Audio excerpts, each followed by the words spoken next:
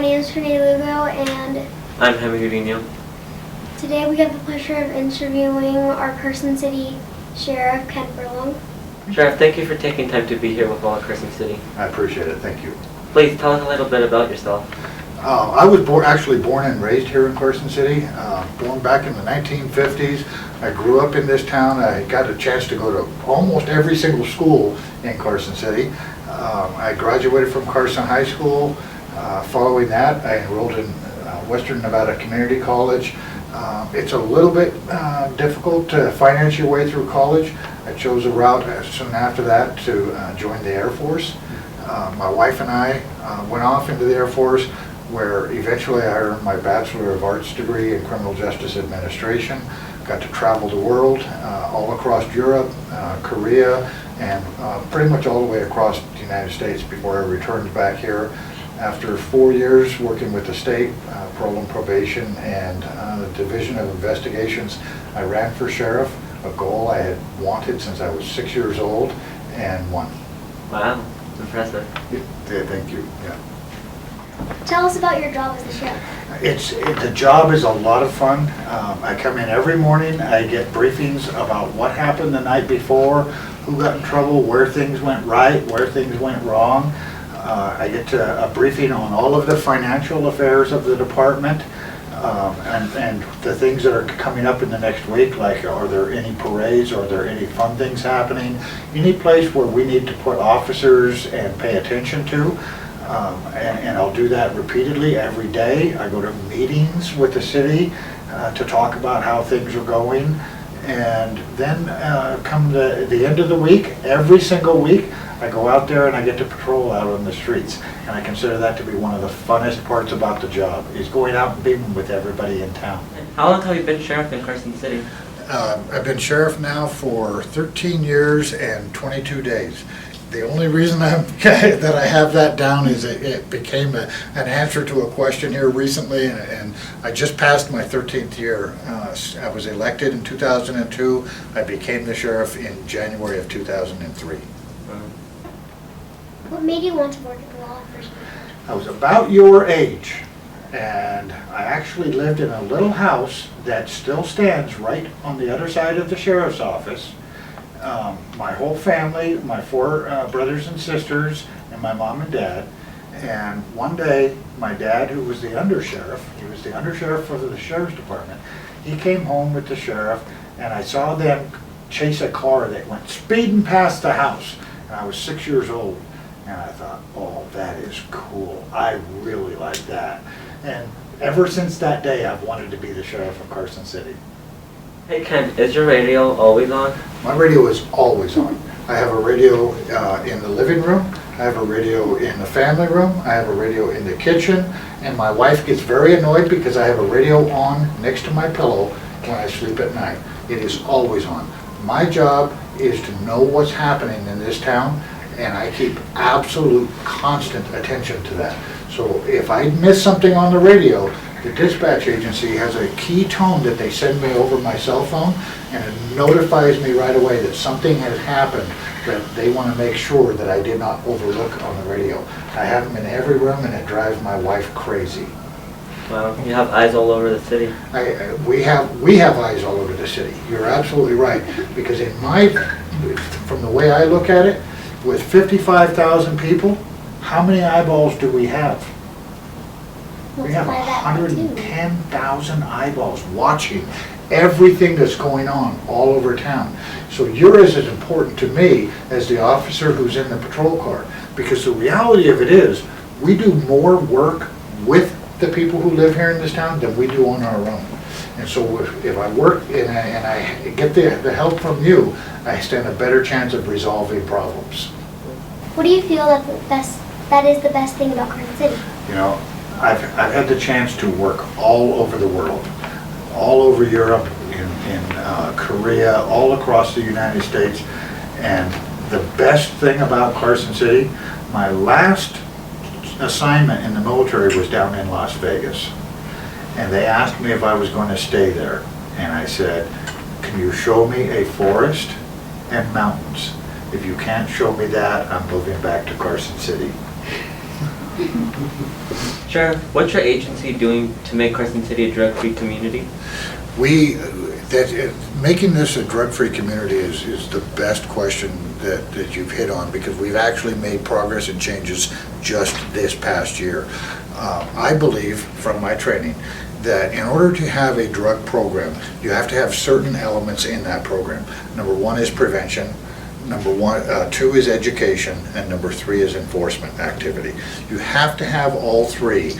If you don't, then you really don't have an effective program. And most of us would agree, yes, the police are out there on the street and they will arrest you for drugs. So we monitor our enforcement activities very, very carefully to make sure that that is ongoing and continuing.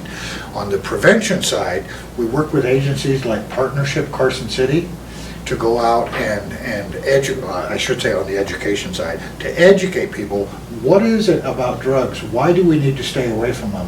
Or what is the appropriateness of a drug? Because there are times when drugs are appropriate, like the kind of drugs that your doctor says, take this because you have an ear infection. But we want people to understand, follow the doctor's orders, not just what you think.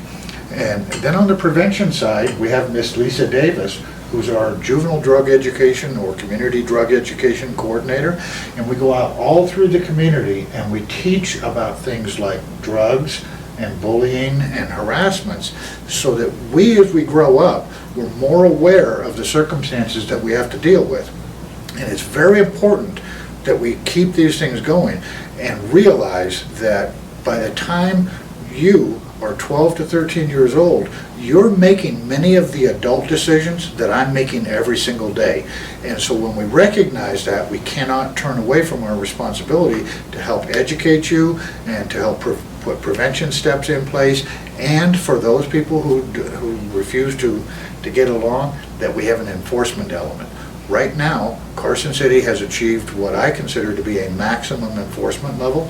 We have our canine dogs. Every one of our canine dogs will sniff drugs. Okay? We have our special enforcement activity, which targets street level drug use, so that the people out in town that are using drugs, those are primarily the ones that are stealing property as well. We have an enforcement element against them. We also have what's called a TriNet Narcotics Task Force. That's a county and state organization. They're targeting mid-level distributors. So they're out seeking the people who are providing the drugs to all of these users on the street. And just this year, we went a step higher by assigning an officer to a federal task force, so that we're going after even the bigger fish in the stream. Wow. Do you have any programs for younger residents? I have lots of programs for young kids. We have a lot of activities that we do year-round.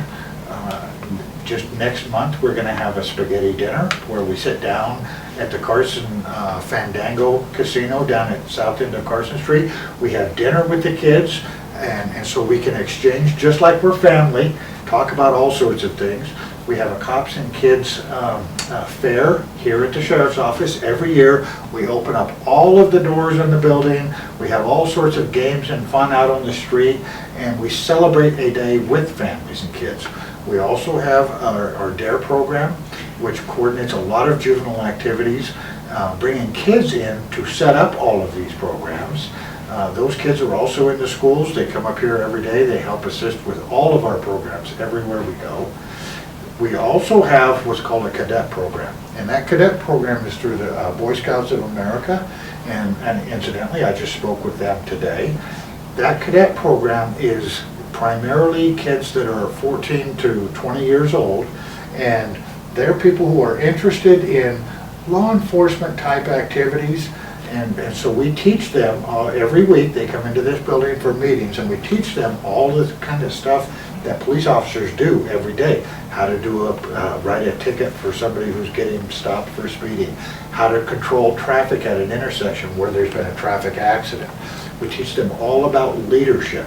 And what we hope to achieve down the road is that our high school students that are a part of this program will actually get a high school credit towards graduation by participating in that. What is some advice you would give to a young teenager? For the kids in this town, you know, I just addressed the school district, many of the school administrators in town. Number one, don't fall prey to the bad things that people say. We have great kids in this town. We really, really do. Our kids are wonderful, okay?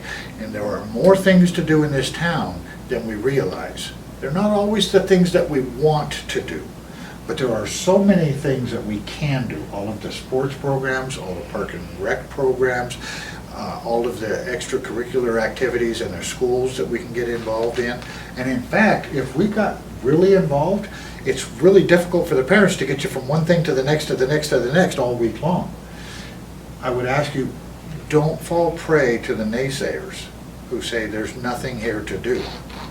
There is plenty to do. Our Boys and Girls Club is up and running. It's one of the nicest places in town. We have a new multi-athletic center right next to it. It's up and running. Mills Park is something that we have for our families in town that is perfectly centered in the middle of town, and most towns don't have that, okay? So it's a place where families can gather and have fun, play soccer, play different games out there on the fields. Kids can have fun, but you have to watch yourself and make sure that you don't go beyond that and have too much fun. And a lot of times, I told you that I like to patrol at night. A lot of times I will stop kids from doing something and tell them, you're having just a little bit too much fun. Let's back off a notch or two and continue on through the night and have a good time. Thank you so much for your support. Thank you so much for having me. I appreciate it. Remember, I work for you. See you next week. See you next week.